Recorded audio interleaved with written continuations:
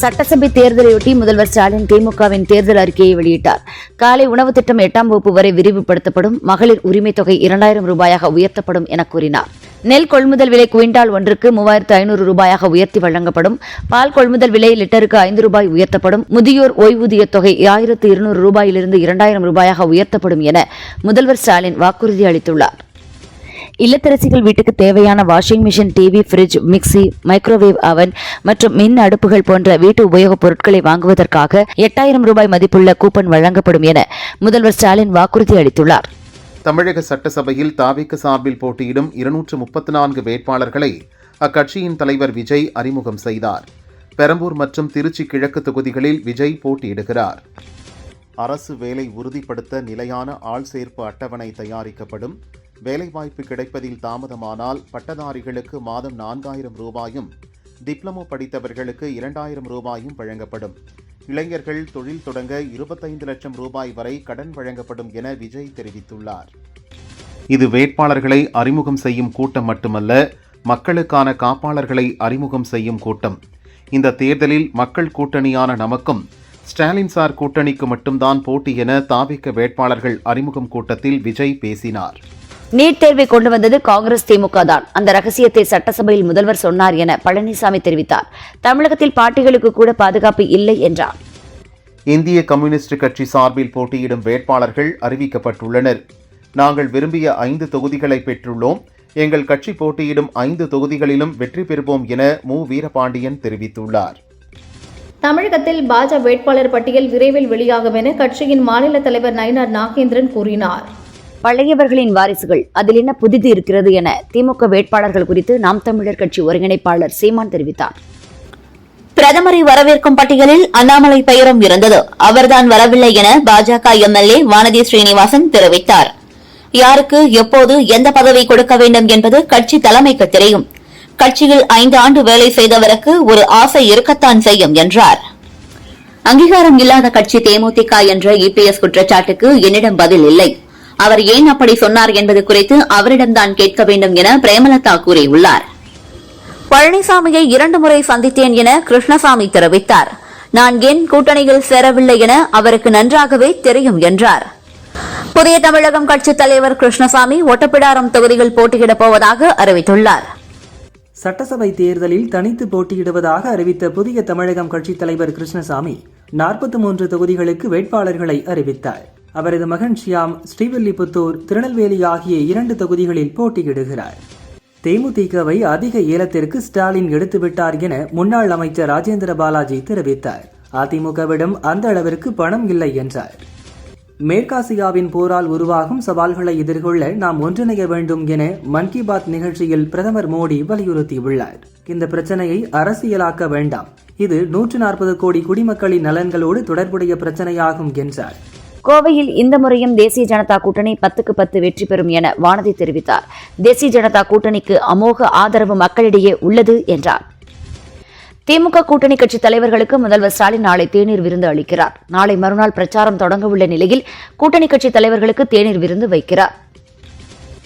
அதிமுகவின் பிரச்சாரத்துக்கு இடையூறு ஏற்படுத்தும் வகையில் போலீசார் நடந்து கொள்கின்றனர், விசாரணை என்ற பெயரில் அழைத்து மிரட்டுகின்றனர் என அதிமுக நிர்வாகி கல்யாண சுந்தரம் குற்றம் சாட்டியுள்ளார். தாவேக தலைவர் விஜய் தைரியம் இல்லாதவர். தெம்பும் திராணியும் இருந்தால் பெரம்பூரை விட்டுவிட்டு திருச்சி கிழக்கில் மட்டும் போட்டியிடட்டும் என திருச்சி கிழக்கு தொகுதி திமுக வேட்பாளர் இனிகோ இருதயராஜ் கூறியுள்ளார். ஸ்டாலின் ஆட்சியில் பெண்களின் நிலை வாழ்வியலில் ஏற்றம் கண்டுள்ளது. பெண்கள் யாரும் தயங்கி பயந்து ஒதுங்குவது கிடையாது என அமைச்சர் கீதா ஜீவன் தெரிவித்தார். கோபிச்செட்டிப்பாளையம் தொகுதிகள் 9வது முறையாக செங்கோட்டையன் போட்டியிடுகிறார். 8 முறை இரட்டை இலை சின்னத்தில் போட்டியிட்ட அவர் முதல் முறையாக விசில் சின்னத்தில் களம் காண்கிறார். இன்னும் ஓரிரு நாட்களில் என்னுடைய அரசியல் பயணம் குறித்து பகிர்வதற்கு நல்ல செய்தி ஒன்று உள்ளது என திமுக நிர்வாகி திவ்யா சத்யராஜ் தெரிவித்துள்ளார். பிரேமலதா விஜயகாந்தின் கொள்கைகளை, கனவுகளை சிதைத்துவிட்டார் என ராஜேந்திர பாலாஜி தெரிவித்தார். விஜயகாந்த் இறக்கும் வரை திமுகவை எதிர்த்தார் என்றார். கடந்த லோக்சபா தேர்தலில் குமரி தொகுதியில் அதிமுக அணியை விட புதிய தமிழகம் அதிக வாக்கு சதவீதத்தை பெற்றது என கிருஷ்ணசாமி தெரிவித்தார். குமரியில் அதிமுகவிற்கு டெபாசிட் கிடைக்காது என்றார். தேசிய ஜனநாயக கூட்டணி வெற்றி உறுதி செய்யப்பட்ட ஒன்றாக மாறியிருக்கிறது. அதை திமுக வெளியிட்டுள்ள வேட்பாளர் பட்டியல் தெள்ள தெளிவாக காட்டுகிறது என விஜயதாரணை தெரிவித்தார். விஜய் 2 தொகுதிகளில் நிற்கலாம் அல்லது 20 தொகுதிகளில் கூட நிற்கலாம் என முன்னாள் அமைச்சர் விஜயபாஸ்கர் கிண்டல் அடித்தார். அவர் ஏற்கனவே 234 தொகுதிகளில் நிற்கிறேன் என்று கூறியுள்ளாரே என்றார். திமுக கூட்டணியில் SDPI கட்சிக்கு ஒதுக்கப்பட்ட தொகுதிக்கான வேட்பாளர் அறிவிக்கப்பட்டுள்ளார். நன்னிலம் தொகுதியில் முகமது முபாரக் உதயசூரியன் சின்னத்தில் போட்டியிடுகிறார். சென்னையில் தாவேக வேட்பாளர் அறிமுக கூட்டம் நடந்த நட்சத்திர ஹோட்டலில் தேர்தல் பறக்கும் படையினர் சோதனை நடத்தினர். அனுமதிக்கப்பட்ட எண்ணிக்கையை தாண்டி அதிக வேட்பாளர் நிகழ்ச்சியில் பங்கேற்றதாக புகார் எழுந்தது. புகாரின் பேரில் அதிகாரிகள் சோதனை செய்தனர். ஆம்பூரில் வாக்கு சேகரித்து அந்த வீடியோவை சோசியல் மீடியாவில் வெளியிட்டு தேர்தல் நடத்தை விதிகளை மீறிய தாவேக வேட்பாளர் இம்தியாஸ் மற்றும் அவரது ஆதரவாளர்கள் 20க்கும் மேற்பட்டோர் மீது போலீசார் வழக்கு பதிவு செய்தனர். விஜய்க்கு எந்த தொகுதியில் வெற்றி பெறுவோம் என தெரியவில்லை. 2லும் அவருக்கு தோல்வி உறுதி என அமைச்சர் ரகுபதி தெரிவித்தார். மறைந்த திமுக பொதுச் செயலாளர் அன்பழகனின் பேரன் வெற்றிகழகனுக்கு கடந்த தேர்தலில் வில்லிவாக்கம் தொகுதியில் வாய்ப்பு வழங்கப்பட்டு வெற்றி பெற்றார். கட்சிப் பணியில் ஈடுபாடு காட்டாததால் இந்த ஆண்டு அவருக்கு சீட் வழங்கவில்லை. புதுச்சேரி மணவெளி தொகுதியில் மீண்டும் போட்டியிடும் பாஜக வேட்பாளர் சபாநாயகர் செல்வம் வாக்காளர்களை தெய்வமாக கருதுவதால் வாக்கு சேகரிக்க செல்லும் போது காலணி அணியாமல் செல்கிறேன், தேர்தல் முடியும் வரை காலணி அணிய மாட்டேன் என தெரிவித்தார். தாவேகாவில் மொத்தம் 23 பெண் வேட்பாளர்கள் போட்டியிட வாய்ப்பு வழங்கப்பட்டுள்ளது. ஏற்கனவே திமுகவில் 18 பெண் வேட்பாளர்களுக்கும் அதிமுகவில் இதுவரை 17 பேருக்கும் நாதகாவில் 117 பேருக்கும் வாய்ப்பு வழங்கப்பட்டுள்ளது. திமுக தான் எனது மூச்சு, என் பேச்சு. ஒரு சீட் கிடைக்காததால் கட்சி மாறுபவனோ கொள்கை மாறுபவனோ நான் கிடையாது. என்னை தற்போது கட்சிக்கு வந்தவர்களோடு ஒப்பிட்டு பேச வேண்டாம் என நடிகர் போஸ் வெங்கட் கூறியுள்ளார். முதல் வாக்காளர்கள் யாராக இருந்தாலும் எந்த கட்சி என்ன செய்துள்ளது என முதலில் தெரிந்து கொள்ளுங்கள் என அமைச்சர் மகேஷ் வலியுறுத்தியுள்ளார். நாங்கள் சொல்வதை நம்ப வேண்டாம், இன்று இருக்கும் டெக்னாலஜி மூலம் அதனை நீங்களே பார்த்துக் கொள்ளலாம் என்றார். அதிமுகவில் திருப்பத்தூர் தொகுதி கிடைக்காததால் அதிருப்தி அடைந்த NN திருப்பதி நேற்று தாவேகாவில் இணைந்தார். இன்று திருப்பத்தூர் தொகுதி தாவேக வேட்பாளராக அறிவிக்கப்பட்டுள்ளார். தமிழகம் மற்றும் புதுச்சேரி சட்டசபை தேர்தலில் போட்டியிடும் தாவேக வேட்பாளர்கள் மக்கள் விரோத செயலில் ஒரு நாளும் ஈடுபட மாட்டேன் என வேட்பாளர்கள் அறிமுக கூட்டத்தில் விஜய் முன்னிலையில் உறுதிமொழி எடுத்துக் கொண்டனர். ஊழல் செய்த அமைச்சர் நேரு குடும்பமே தீகாரில் இருக்கும் என்றும் நேருவின் அரசியல் வாழ்க்கை இந்த தேர்தலுடன் அஸ்தமிக்கும், ஜனநாயகம்தான் வெல்லும் என திருச்சி மேற்கில் போட்டியிடும் NDA கூட்டணியின் அமமுக வேட்பாளர் ராஜசேகரன் தெரிவித்தார். தாவேக கட்சி சார்பில் செய்யாறு வேட்பாளராக போட்டியிடும் அதிமுக வடக்கு மாவட்ட செயலாளர் தூசி மோகனை கட்சியிலிருந்து நீக்கி எடப்பாடி பழனிசாமி நடவடிக்கை எடுத்துள்ளார். அவருக்கு பதில் அப்பொறுப்பில் முக்கூர் சுப்பிரமணியம் நியமனம் செய்யப்பட்டுள்ளார். கேரளத்தில் தேர்தல் பிரச்சாரம் மேற்கொள்ள பிரதமர் மோடி கோவை ஏர்போர்ட் வரவுள்ள நிலையில் வரவேற்பு நிர்வாகிகள் பட்டியலில் அண்ணாமலை பெயர் புறக்கணிக்கப்பட்டுள்ளது. அதே நேரம் பாரதிய ஜனதாவின் பிற தலைவர்கள், கூட்டணி கட்சியினரின் பெயர்கள் வரவேற்பாளர்கள் பட்டியலில் இடம்பெற்றுள்ளது குறிப்பிடத்தக்கது. சட்டசபை தேர்தலை முன்னிட்டு வரும் 31ஆம் தேதி திருவாரூரில் தனது முதற்கட்ட பிரச்சாரத்தை முதல்வர் ஸ்டாலின் தொடங்குகிறார். சமயபுரம் கோயில மண்டபத்தின் மேற்கூரை விழுந்து உயிரிழந்த பெண்ணின் குடும்பத்திற்கு அண்ணாமலை இரங்கல் தெரிவித்துள்ளார். கடந்த 5 ஆண்டுகளில் திமுக செய்ததாக கூறும் அனைத்து கோயில் திருப்பணிகளையும் ஆய்வு செய்ய வேண்டும் என்றார். புதிய தமிழகம் கட்சியுடன் நாங்கள் நேரடியாக எந்த பேச்சுவார்த்தையும் நடத்தவில்லை என எடப்பாடி பழனிசாமி தெரிவித்துள்ளார். வேறு ஒருவர் மூலமாக அவர் கேட்ட 5 முதல் 10 சீட்டுகளையும் தர முடியாது என நாங்கள் கூறிவிட்டோம் என்று கிருஷ்ணசாமி கூறிய குற்றச்சாட்டுக்கு பழனிசாமி பதில் அளித்துள்ளார். தூத்துக்குடி தொகுதியில் தாவேக தலைவர் விஜயின் நண்பர் நடிகர் ஸ்ரீநாத் வேட்பாளராக அறிவிக்கப்பட்டுள்ளார். வேட்பாளர்களை அறிவிக்கும் விழாவில் ஸ்ரீநாத்தை நண்பர் என்று அன்போடு அழைத்து விஜய் அறிமுகம் செய்தார். ஸ்ரீநாத் வேட்டைக்காரன் படத்தில் விஜயுடன் இணைந்து நடித்துள்ளது குறிப்பிடத்தக்கது. சட்டசபை தேர்தலில் போட்டியிட அதிமுக சார்பில் ஆம்ஸ்ட்ராங் மனைவி பொற்கொடி திருவிக நகரில் இரட்டை இலை சின்னத்தில் போட்டியிடுகிறார். திமுகவின் கூட்டணி வெற்றி கூட்டணி, திமுக வேட்பாளர் பட்டியல் வெற்று பட்டியல். நாளை அவர்கள் சொல்லப்போவது வெற்று வாக்குறுதிகள் என எடப்பாடி பழனிசாமி விமர்சித்துள்ளார். தமிழக சட்டசபை தேர்தலுக்கான வேட்புமனு தாக்கல் நாளை தொடங்கி ஏப்ரல் 6ஆம் தேதி வரை நடக்கிறது. 8 நாட்களில் 4 நாட்கள் பொது விடுமுறை என்பதால் மார்ச் 30, ஏப்ரல் 2, 4, 6 ஆகிய 4 நாட்களில் மட்டுமே வேட்புமனுக்கள் தாக்கல் செய்ய முடியும் என தேர்தல் அதிகாரிகள் தெரிவித்துள்ளனர். சட்டசபை தேர்தலில் அதிமுக சார்பில் போட்டியிடும் 3ஆம் கட்ட வேட்பாளர்களின் பட்டியலை அக்கட்சியின் பொதுச் செயலாளர் எடப்பாடி பழனிசாமி வெளியிட்டுள்ளார். மேற்கு வங்கத்தில் பாஜ ஆட்சிக்கு வந்தால் அனைவரையும் வெளியேற்றிவிடும், மாநில அந்தஸ்தை ரத்து செய்யும். மேற்கு வங்கத்தை அழிக்க முயற்சிக்கும் பாஜ மத்தியில் ஆட்சியை இழப்பது உறுதி என அம்மாநில முதல்வர் மம்தா பானர்ஜி கூறியுள்ளார். திருக்கோவிலூர் சட்டசபை தொகுதியில் அதிமுக வேட்பாளராக அறிவிக்கப்பட்ட பழனிசாமி உட்பட 100 பேர் மீது வழக்கு பதிவு செய்யப்பட்டது. வாக்கு சேகரிப்பின் போது உரிய அனுமதி பெறாமல் பொதுமக்களுக்கும் போக்குவரத்திற்கும் இடையூறாக சாலை நிகழ்ச்சி நடத்தியதாக கூறி தேர்தல் பறக்கும் படை நடவடிக்கை எடுத்துள்ளனர். கொளத்தூர் தொகுதியில் முதல்வர் ஸ்டாலினை எதிர்த்து அதிமுக சார்பில் சந்தான கிருஷ்ணனும், சேப்பாக்கம் திருவல்லிக்கேணி தொகுதியில் துணை முதல்வர் உதயநிதியை எதிர்த்து ஆதிராஜாராமும் போட்டியிடுகின்றனர். சட்டசபை தேர்தலை முன்னிட்டு இன்று முதல் ஏப்ரல் 1ஆம் தேதி வரை அடுத்த கட்ட பிரச்சாரத்தை நாம் தமிழர் கட்சியின் தலைமை ஒருங்கிணைப்பாளர் சீமான் மேற்கொள்கிறார். அதிமுக கூட்டணியில் எங்களுக்கு ஒரு தொகுதி கொடுக்கப்பட்டுள்ளது. எனக்கு இந்த தேர்தல் மிக முக்கியமானது. எனது கணவர் கொலைக்கு நீதி கிடைக்க வேண்டும். திருவிக நகரில் அதிக வாக்கு பெற்று வெற்றி பெறுவோம் என ஆம்ஸ்ட்ராங் மனைவி பொற்கொடி தெரிவித்துள்ளார். 2026 சட்டசபை தேர்தல் அதிமுகவிற்கும் எடப்பாடி பழனிசாமிக்கும் ஏறுமுகமாக இருக்கும், திமுகவிற்கு இறங்குமுகமாக அமையும் என அதிமுக முன்னாள் அமைச்சர் ராஜேந்திர பாலாஜி தெரிவித்துள்ளார். சட்டசபை தேர்தலில் என்டிஏ கூட்டணி சார்பில் ராஜபாளையம் தொகுதி தமுக வேட்பாளராக ஜான் பாண்டியனின் மனைவி பிரசில்லா ஜான் பாண்டியன் போட்டியிட உள்ளதாக அறிவிக்கப்பட்டுள்ளது.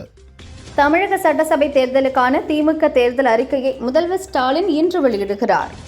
இளைஞர்களின் கல்வியை உறுதி செய்ய 12ஆம் வகுப்பிற்கு பின் கல்லூரி முதல் PhD வரை படிக்க கல்வி உத்தரவாதம் திட்டம் மூலம் ரூபாய் 20 லட்சம் வரை பிணையில்லா கடன் வழங்கப்படும் என விஜய் அறிவித்துள்ளார். ட்ரம்ப்புக்கே ஐடியா கொடுப்பேன் நான், எனக்கு அறிவு நிறைஞ்சி காது வழியே வழியுது, துண்டை வச்சு தொடச்சிக்கிறேன், தமிழகத்தில் டாஸ்மாகை நிச்சயம் மூடுவேன் என சீமான் கூறியுள்ளார்.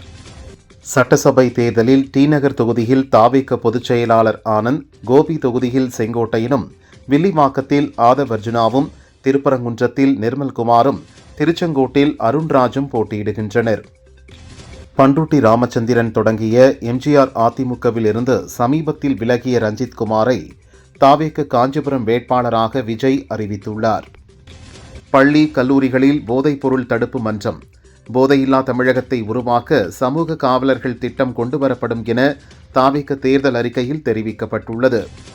200 தொகுதிகளில் வெற்றி பெற வேண்டும் என்பது எடப்பாடி பழனிசாமியின் ஆசை, ஆனால் அது நிறைவேறப் போவதில்லை என அமைச்சர் நேரு விமர்சித்தார். திமுக தான் பெரும்பான்மையான இடங்களில் வெற்றி பெறும் என்றார். தமிழக சட்டசபை தேர்தலில் தாவேக சார்பில் போட்டியிடும் 234 வேட்பாளர்களை அறிமுகம் செய்யும் நிகழ்ச்சிக்கு வந்த அக்கட்சியின் தலைவர் விஜய்க்கு தாவேக நிர்வாகிகள் உற்சாக வரவேற்பு அளித்தனர். திருச்சி சமயபுரம் மாரியம்மன் கோயிலில் உறங்கிக் கொண்டிருந்த பக்தர்கள் மீது மண்டபம் கான்கிரீட் கூரை விழுந்ததில் பெண் ஒருவர் உயிரிழந்தார். படுகாயமடைந்த மேலும் 2 பெண்கள் மருத்துவமனையில் அனுமதிக்கப்பட்டுள்ளனர். எரிவாயு தட்டுப்பாட்டால் கணிசமான அளவில் டீ கடைகள், உணவகங்கள் மூடப்பட்டுள்ளதால் தனியார் நிறுவனங்களின் பால் விற்பனை 30% சரிந்துள்ளதாக தமிழக பால் முகவர்கள் சங்கம் தெரிவித்துள்ளது. பெரியகுளம் அருகே மேற்கு தொடர்ச்சி மலையில் வனப்பகுதியில் 2 இடங்களில் காட்டுத்தீ பரவியது. காட்டுத்தீ காரணமாக 200க்கும் அதிகமான ஏக்கர் வனப்பகுதிகள் எரிந்து நாசமடைந்தது. காஞ்சிபுரம் அருகே வயல்வெளியில் வைத்த மின் வேலியில் சிக்கி வயதான தம்பதியினர் பலியாகினர். வயலில் கொக்கி மூலம் மின்வயர் வைத்த மர்ம நபர்கள் யார் என்பது குறித்து விசாரணை நடக்கிறது. திண்டுக்கல் நத்தத்தில் வாரந்தோறும் நடைபெறும் ஞாயிறு ஆட்டு சந்தையில் நேர்த்திக்கடன் மற்றும் திருவிழா விருந்து சமைக்க 1 கோடிக்கு ஆடுகள் விற்பனையானது. காரைக்குடி, மதுரை, தேனி உள்ளிட்ட சுற்றுப்புற பகுதி பொதுமக்கள் சந்தையில் குவிந்து ஆடுகளை வாங்கி சென்றனர். வேலூர் CSI மத்திய சர்ச்சில் குருத்தோலை ஞாயிறை முன்னிட்டு நூற்றுக்கணக்கான கிறிஸ்தவர்கள் குருத்தோலைகளை கைகளில் ஏந்தியபடி நகரின் முக்கிய வீதிகள் வழியாக இயேசு பாடல்களை பாடி ஊர்வலம் சென்றனர். காஞ்சிபுரம், செங்கல்பட்டு, திருவள்ளூர் பகுதிகளில் உள்ள 12 லட்சம் தொழிலாளர்கள் கேஸ் தட்டுப்பாடால் உணவு அளிப்பதில் சிக்கல் ஏற்பட்டுள்ளது. தடையில்லாமல் கேஸ் கிடைக்க மத்திய மாநில அரசுகள் நடவடிக்கை எடுக்க வேண்டுமென தமிழ்நாடு கேட்டரிங் சர்வீஸ் அசோசியேஷன் கோரிக்கை விடுத்துள்ளது. நாம் தமிழர் கட்சியின் தலைமை ஒருங்கிணைப்பாளர் சீமான் மற்றும் கட்சியின் அனைத்து வேட்பாளர்களும் நாளை ஒரே நாளில் வேட்புமனு தாக்கல் செய்ய உள்ளனர். புதுக்கோட்டை பொன்னமராவதியில் சமையல் செய்தபோது குடிசை வீடு தீப்பற்றிய விபத்தில் தீக்காயமடைந்த தாய் மீனாட்சி மற்றும் 8ஆம் வகுப்பு படிக்கும் மகள் சங்கரி இருவரும் சிகிச்சை பலனின்றி இறந்தனர். அவர்களின் இழப்பு அப்பகுதியில் பெரும் சோகத்தை ஏற்படுத்தியுள்ளது. பொன்னேரி திருப்பாலீஸ்வரர் கோவிலில் பங்குனி மாத பிரமோற்சவ விழாவை முன்னிட்டு நடந்த விழாவில் தேர் கவிழ்ந்தது. இந்த விபத்தில் பக்தர்களுக்கு காயம் ஏற்பட்டது. போலீசார், தீயணைப்புத் துறையினர் மீட்புப் பணியில் ஈடுபட்டனர். நாட்டில் உள்ள அனைத்து பங்குகளிலும் போதுமான அளவு பெட்ரோல் டீசல் கையிருப்பு உள்ளதாக மத்திய அரசு தெரிவித்துள்ளது.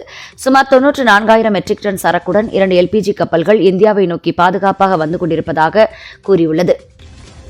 விஜய் பெயரளவில்தான் கிறிஸ்தவராக உள்ளார், செயல் அளவில் இல்லை. மதத்தை பார்த்து மட்டும் கிறிஸ்தவர்கள் வாக்கு செலுத்த மாட்டார்கள் என வியாசர்பாடி பேராலய அருட்தந்தை சார்லஸ் குமார் தெரிவித்தார். இந்த தேர்தலில் எங்கள் ஆதரவு ஸ்டாலின் தலைமையிலான கூட்டணிக்குத்தான் என்றார். கேரளம் சென்றுள்ள பிரதமர் மோடி திருச்சூரில் ரோடு ஷோ சென்றார். சாலையோரம் திரண்டிருந்த பாஜகவினர் பூக்களை தூவி உற்சாக வரவேற்பு அளித்தனர். காங்கிரஸ் அரசை விட நாங்கள் 5 மடங்கு நிதி வழங்கியுள்ளோம். கேரள மக்களின் ஆசையுடன் நாங்கள் இங்கு ஆட்சி அமைப்போம். கேரள மக்களின் கனவுகளை நனவாக்குவதே NDA கூட்டணியின் இலக்கு என பாலக்காட்டில் நடந்த கூட்டத்தில் பிரதமர் மோடி பேசினார். மேற்கு வங்கம் சட்டசபை தேர்தலில் 294 தொகுதிகளிலும் தனித்து போட்டியிடுவதாக காங்கிரஸ் அறிவித்துள்ளது. உலக புகழ்பெற்ற திருவாரூர் தியாகராஜ சுவாமி கோயிலில் பங்குனி உத்திர திருவிழாவின் முக்கிய நிகழ்வான ஆழித்தேரோட்டம் இன்று கோலாகலமாக நடைபெற்றது. திருச்செந்தூர் சுப்பிரமணிய சுவாமி கோயிலில் வார விடுமுறையை முன்னிட்டு பக்தர்கள் கூட்டம் அலைமோதியது. சுமார் 3 மணி நேரம் நீண்ட வரிசையில் காத்திருந்து பக்தர்கள் சாமி தரிசனம் செய்தனர். குருத்தோலை ஞாயிறை முன்னிட்டு தமிழகத்தில் பல்வேறு தேவாலயங்களில் கிறிஸ்தவர்கள் குருத்தோலைகளை ஏந்தி பவனி வந்தனர். திருவான்மியூர் மருந்தீஸ்வரர் கோயிலில் பங்குனி உற்சவ தேர் திருவிழா விமரிசையாக நடைபெற்றது. பக்தர்கள் திரளாக கலந்து கொண்டு தரிசனம் செய்தனர். ஆம்பூரில் உள்ள பழமை வாய்ந்த சமயவல்லி உடனுரை சுயம்பு நாகநாத சுவாமி கோயிலில் பங்குனி பிரம்மோற்சவத்தின் 7ஆம் நாளான இன்று திருத்தேர் விழா சிறப்பாக நடைபெற்றது. ஏராளமான பக்தர்கள் அரோகரா கோஷத்துடன் தேரை வடம் பிடித்து இழுத்தனர். ஸ்ரீரங்கம் ஆதி பிரமோற்சவம் பங்குனி தேர் திருவிழாவின் 6ஆம் நாளில் நம்பெருமாள் உறையூர் கமலவள்ளி தஞ்சியாருடன் எழுந்தருளினார். சென்னை மயிலாப்பூர் கபாலீஸ்வரர் கோயிலில் பங்குனி திருவிழாவின் 7ஆம் நாளான இன்று தேரோட்டம் விமர்சையாக நடந்தது. பக்தர்கள் வெள்ளத்தில் மிதந்தபடி கபாலீஸ்வரர், கற்பகாம்பாள், விநாயகர், முருகர் தேர்கள் 4 மாட வீதிகளில் வலம் வந்து சுவாமிகள் அருள் பாலித்தனர். என்னை ஒரு மிகச்சிறந்த அமைதி தூதுவராக உலகம் நினைவில் கொள்ள வேண்டும் என்பதே எனது விருப்பம். நான் ஒரு உண்மையான அமைதி விரும்பி பல போர்களை நிறுத்தி மக்களின் உயிர்களை காத்துள்ளேன். இதுவே எனது வாழ்நாள் அடையாளமாக இருக்க வேண்டும் என அமெரிக்க அதிபர் ட்ரம்ப் கூறியுள்ளார். ஈரான் மண்ணில் கால் வைக்கும் எந்த ஒரு அமெரிக்க வீரரும் சவப்பெட்டியில் தான் திரும்புவார்கள் என ஈரான் எச்சரித்துள்ளது. ஈரான் போர் தொடங்கியதில் இருந்து இதுவரை 4 எரிபொருள் கப்பல்கள் இந்தியா வந்துள்ளன. மேலும் 2 LPG டேங்கர் கப்பல்கள் ஹார்முஸ் ஜலசந்தியை கடக்க ஈரான் அனுமதித்துள்ளது. இந்த கப்பல்களில் 90,000 டன்களுக்கு அதிகமாக சமையல் கேஸ் கொண்டு வரப்படுகிறது. இஸ்ரேலின் வடக்கே உள்ள அல்-மலிகியா பகுதி மற்றும் மகபா ஆலன் ராணுவ தளம் மீது சால்வோஸ் ரக ராக்கெட்டுகளை ஏவி ஹெஸ்புல்லா அமைப்பு தாக்குதல் நடத்தியது. மேற்காசிய நாடுகளில் உள்ள அமெரிக்கா, இஸ்ரேலிய பல்கலைகள் மீது தாக்குதல் நடத்துவோம் என ஈரான் புரட்சிப்படை எச்சரிக்கை விடுத்துள்ளது. ஈரானின் கல்வி, கலாச்சார நிலையங்கள், பாரம்பரிய கட்டடங்கள் மீது குண்டு வீசியதற்கு பதிலடி கொடுப்போம் என சூளுரைத்துள்ளது. சவுதியின் சுல்தான் விமானப்படை தளம் மீது ஈரான் நடத்திய தாக்குதலில் சுமார் 4,750 கோடி மதிப்பிலான அமெரிக்காவின் முக்கிய E-3G-1 கண்காணிப்பு ரேடார் விமானம் 2ஆக பிளந்து நொறுங்கியது. வானில் எரிபொருள் நிரப்பும் டேங்கர் விமானங்களும் சேதமடைந்ததாக தகவல் வெளியாகியுள்ளது. அமெரிக்காவின் புளோரிடா நகரில் மியாமி ஓபன் டென்னிஸ் தொடர் நடந்தது. ஆண்கள் இரட்டையர் பிரிவுக்கான இறுதிப் போட்டியில் இத்தாலியின் சிமோன் பொலேலி, ஆண்ட்ரியா பவசோரி ஜோடி ஹாரி ஹியூலியோவரா, ஹென்றி பேட்டன் ஜோடியை வீழ்த்தி சாம்பியன் பட்டத்தை வென்றது. சென்னை சேப்பாக்கம் மைதானத்தில் நடைபெறும் சென்னை பஞ்சாப் அணிகளின் போட்டிக்கான டிக்கெட் விற்பனை நாளை தொடங்க உள்ளதாக சென்னை சூப்பர் கிங்ஸ் அணி அறிவித்துள்ளது.